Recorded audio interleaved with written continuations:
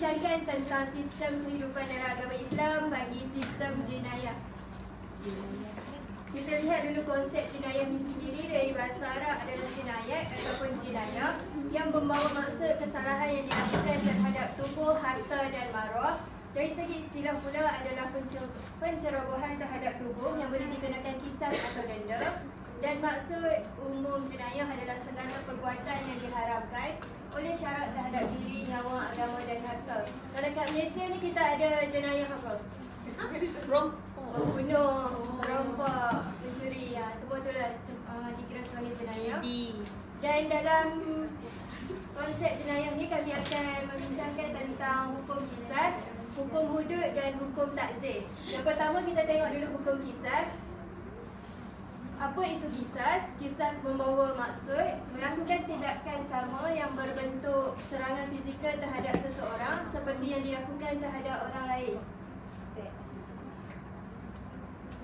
Tindakan ini merangkumi perbuatan yang melibatkan pembunuhan dan kecederaan pada fizikal seseorang. Kiranya kalau kita nak lakukan hukuman qisas ni, dia mestilah melibatkan fizikal. Kalau mencuri, dikira fizikal tak? Tak, sebab dia tak melibatkan fizikal seseorang. Contohnya membunuh, mencederakan. Pelaksanaan hukuman qisas ni, pelaksanaan qisas mestilah mendapat kebenaran daripada pemerintah sesebuah negara itu sendiri. Maksudnya pelaksanaan qisas ni perlu mengikut undang-undang negara. Qisas tanpa mendapat kebenaran perintah dianggap berdosa dan boleh dihukum dengan hukuman yang sesuai, iaitu takzir seperti sebatan atau penjara. Hukuman secara terus dari keluarga mangsa tidak dapat dipastikan benar-benar adil. Maksudnya di sini, hukuman qisas ni tidak digalakkan dilakukan oleh keluarga itu sendiri. Maksudnya dia dilakukan oleh wakil yang dilantik untuk melaksanakan hukuman qisas itu. Antara syarat-syarat qisas adalah tertakluk dengan hukum syarak, iaitu mukallaf, iaitu baligh dan berakal. Qisas ni tak boleh dilaksanakan sekiranya seseorang yang melakukan kesalahan tu adalah kanak-kanak dan orang gila. Sebabnya baligh dan berakal ni adalah asas dalam tanggungjawab, dalam menentukan sesuatu tanggungjawab. Tapi kalau waktu dia membunuh tu, dia tak gila lagi. Tapi bila dia selepas membunuh tu, dia disahkan dia gila. Dia patut ataupun tak dikenakan hukuman qisas? Patut. Dia patut sebab semasa dia lakukan tu dia tak gila. Walaupun selepas tu dia gila, dia tetap akan dikenakan hukuman qisas. Okey, syarat-syarat qisas terhadap anggota pula. Anggota yang ingin dipotong mestilah sama. Contohnya jenayah yang dilakukan adalah tangan kanan. Jadi hukuman qisas pun perlu dilakukan dengan tangan kanan. Lagi satu tentang lumpuh. Tidak boleh melibatkan anggota yang lumpuh dengan anggota yang normal. Maksudnya kat sini, contohlah orang yang membunuh tu, dia potong tangan lumpuh orang yang mati tu kan. Kiranya orang yang nak lakukan hukuman qisas ni, dia tak boleh potong tangan yang normal orang yang buat salah tu. Maksudnya kena lumpuhkan tangan Maksudnya dia dia tak dulu. boleh dengan tangan yang normal. Itulah dia punya syarat-syarat anggota qisas. Qisas bagi jenayah yang membabitkan nyawa dia anggota hanya dibenarkan bagi jenayah yang dilakukan dengan niat. Seperti dari Al-Quran, hukuman qisas membunuh dengan sengaja. Hukuman membunuh orang lain dengan sengaja wajib dikenakan hukuman qisas ke atas si pembunuh dengan dibalas bunuh. Firman Allah yang bermaksud, wahai orang-orang yang beriman, diwajibkan kamu menjalankan hukuman qisas balasan yang seimbang dalam perkara orang-orang yang mati dibunuh. Okey, kaedah pelaksanaan qisas ni, qisas mestilah dilaksanakan dengan penuh kesaksamaan dengan jenayah yang telah dilakukan dari segi teknikal dan kandungan. Jenayah memotong anggota akan dibalas dengan memotong anggota yang sama dan pada tempat yang sama. Pesalah akan dihukum bunuh dengan alat dan cara yang sama yang digunakan untuk membunuh mangsa. Kiranya kalau dia bunuh guna parang, pelaku tu pun akan dihukum dengan parang. Tapi kalau pembunuh tu dia hukum dengan menggunakan sihir, apa yang kita kena buat? Sihir balik. Tak boleh sebab perkara tu diharamkan. Jadi apa yang kita perlu buat adalah hukuman menggunakan parang sahaja, menggunakan pedang. Kiranya tak bolehlah balas hukuman dengan hukum sihir balik. Syirik. Seterusnya adalah hukum hudud. Kita akan teruskan dengan hukum yang kedua, iaitu hukum hudud. Okey, kita akan lihat kepada 3 perkara, iaitu apa itu hudud, apakah jenis jenayah hudud dan hukuman yang akan dikenakan, dan yang ketiga macam mana cara nak buktikan jenayah hudud tu. Okey. Yang pertama kita lihat dulu pengertian hudud.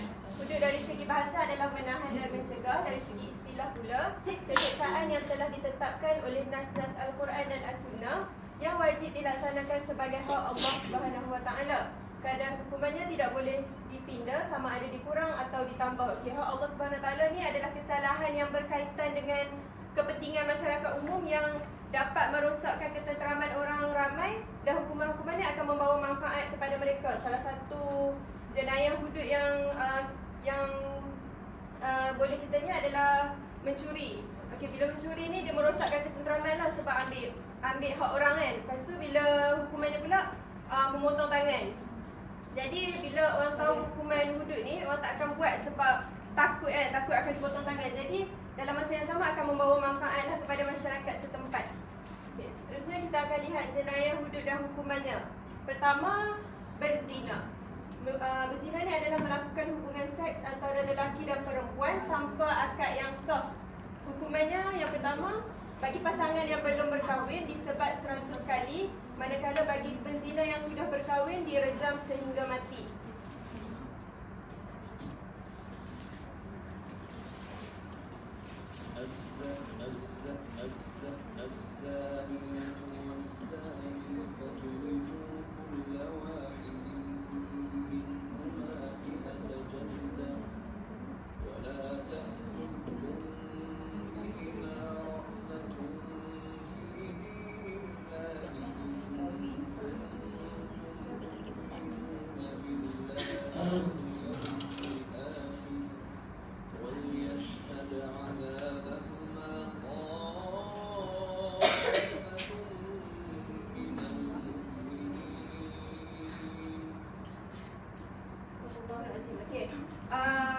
Audio yang dipasang tadi adalah firman Allah dalam surah An-Nur ayat 2 yang bermaksud, perempuan yang berzina dan lelaki yang berzina hendaklah kamu sebat setiap seorang daripada kedua-duanya 100 kali sebatan, dan janganlah kamu dipengaruhi oleh perasaan belas kasihan terhadap kedua-duanya dalam menjalankan hukuman Allah jika benar kamu beriman kepada Allah dan hari akhirat, serta hendaklah hukuman siksa yang dikenakan itu oleh sekumpulan orang yang beriman. Jadi hukum hudud ni bukan sebarang orang je lah boleh lakukan. Okay, contohlah dalam satu organisasi tu kan, mesti ada orang yang bertanggungjawab untuk melakukan sesuatu. Jadi orang yang bertanggungjawab tu je yang boleh melaksanakan hukuman hudud ni. Contohlah, mudahnya kalau seorang bendahari kan, dia untuk kutip duit, tak bolehlah setiap usaha tiba-tiba nak kutip duit. Macam itulah dia punya konsep kan. Okey, seterusnya kesalahan yang kedua adalah qazaf, iaitu menuduh zina, membuat tuduhan zina ke atas seseorang yang baik dan menafikan nasib keturunannya. Hukumannya 80 kali sebatan dan digugurkan haknya sebagai saksi untuk selama-lamanya. Okey, dan ini pun ada dalam surah An-Nur ayat 4 dan 5 yang mana Allah menyatakanlah tentang jika seseorang ni dia menuduh zina tanpa membawa 4 orang saksi, maka sebatlah dia dengan 80 kali sebatan dan gugurkan saksinya sekiranya dia tidak mahu bertaubat, kerana hukuman hak kesaksian ni dia sebagai hukuman pelengkap. Sekiranya seseorang itu bertaubat dan kembali ke jalan Allah, maka dia berhaklah untuk menjadi saksi kembali, kerana Allah itu Maha Pengampun lagi Maha Mengasihi. Okey, seterusnya kita lihat kepada minum arak pula. Minum arak ni adalah meminum minuman yang memabukkan dan menyebabkan hilang kewarasan. Hukumannya 40 kali sebatan. Tapi dalam hukuman 40 kali sebatan ni ada beberapa perbezaan pendapat lah tentang jumlah sebatan tu, kerana tiada jumlah yang pasti disebut dalam Al-Quran dan As-Sunnah. Al-Quran dan Hadis. Okey, yang mana jumhur ulama kata 80 kali sebatan, namun ulama Syafi'iyah kata 40 kali sebatan, kerana Rasulullah sendiri tak tetapkan jumlah sebatan tu. Namun pada pemerintahan Umar Ibn Al-Khattab, pada awal pemerintahan beliau menyebat sebanyak 40 kali. Namun pada akhir pemerintahan berlaku satu kes di mana Rasulullah sebat 40 kali tapi menggunakan 2 sandal. Jadi dia menganggap benda tu macam 80 kali sebatan lah sebab 2 kan. Lagi satu Ar-Razak meriwayatkan dari sanad yang sahih bahawa Saidina Umar Al-Khattab telah melaksanakan hudud sebanyak 40 kali pada awalnya, namun diambil remeh oleh masyarakat pada masa tersebut. Jadi ditambah 60 dan pada akhirnya berakhir dengan 80 kali sebatan.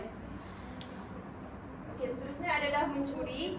Mencuri iaitu mengambil harta orang lain tanpa pengetahuan dan keizinan pemiliknya. Hukuman dipotong tangan. Tapi ada beberapa rukun yang perlu dipatuhi, iaitu yang pertama, mengambil harta orang lain ni secara diam-diam, secara sembunyi-sembunyi. Yang kedua, harta yang diambil itu adalah harta yang bernilai. Dan kalau culik budak yang belum memais pun dikira mencuri dan dipotong tangan juga. Dan tindakan itu tindakan yang sedar dan dalam keadaan sengaja. Okey, gugur boleh jadi hukuman potong tangan ni gugur dengan 3 syarat. Yang pertama, tuan barang tu dia menafikan bahawa tu barang dia. Okey, contohlah pemadam hilang kan. Lepas tu orang kata Ira ambil pemadam dia, tapi bapa cakap tu bukan pemadam dia.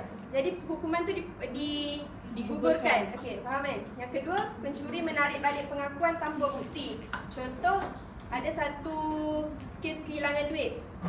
Tak ada CCTV, tak ada siapa nampak, tak ada saksi apa kan. Tapi kita mengaku kata, oh tadi sebenarnya saya yang curi duit tu. Tapi bila ditarik balik cakap sebenarnya tak ambil pun. Okey, boleh digugurkan hukuman tu sebab kita tak ada bukti. Dan yang terakhir, pencuri mengaku barang dicuri miliknya tu barang tu miliknya sendiri. Ya. Okey, seterusnya kita lihat kepada pemberontakan. Pemberontakan ni penderhaka atau penentang satu kumpulan terhadap pemerintah yang sah dan adil dengan menggunakan kekerasan dan berniat jahat. Hukumannya diperangi mengikut kesesuaian ataupun dibunuh. Kerana dalam satu hadis riwayat Muslim, sesiapa yang datang kepada kamu dan memerintah seorang lelaki supaya melemahkan kekuatan kamu dan jemaah kamu, maka bunuhlah dia. Jadi kalau pemberontakan atau satu kumpulan yang nak menderhaka kepada pemerintah yang adil, maka perlu dibunuh kepadanya. Yang terakhir adalah murtad, iaitu keluar dari agama Islam. Hukumannya ditahan selama 3 hari 3 malam dan disuruh bertaubat. Sekiranya enggan, hendaklah dibunuh. Okey, dalam satu hadis riwayat Bukhari dari Ibnu Abbas radhiyallahu anhu, barang sesiapa yang menukar agamanya, maka bunuhlah dia. Ini untuk kita nak jaga kehormatan Islam lah kan. Bila kita buat macam tu, orang tak adalah keluar masuk Islam suka-suka hati je. Okey, yang terakhir, ini adalah cara pembuktian terhadap jenayah-jenayah ini. Contoh kalau berzina ni kena ada saksi, pengakuan dan qarinah petunjuk. Yang lain, qazah, minum arak, mencuri, semua ni kita pakai saksi dan pengakuan.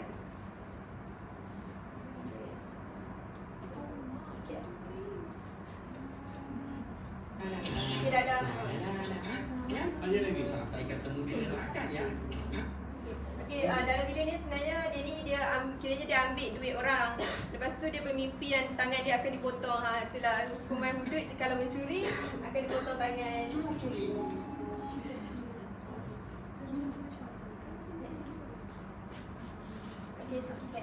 Okey, yang terakhir. Seterusnya kita masuk kepada hukum takzir. Okey, kita lihat maksud takzir ni dari segi bahasa, ia bermaksud menolak atau menghalang. Manakala dari segi istilah, bermaksud hukuman yang dikenakan ke atas orang yang melakukan kesalahan dan maksiat atau orang yang mencuaikan kewajiban yang mana tidak tetap hukumannya di dalam Al-Quran dan Hadis, ataupun hukuman yang dikenakan ke atas orang yang telah melakukan jenayah yang telah ditetapkan hukumannya tetapi tidak cukup syarat bagi mengenakan hukuman itu. Okey, saya ringkaskan. Maksud dia adalah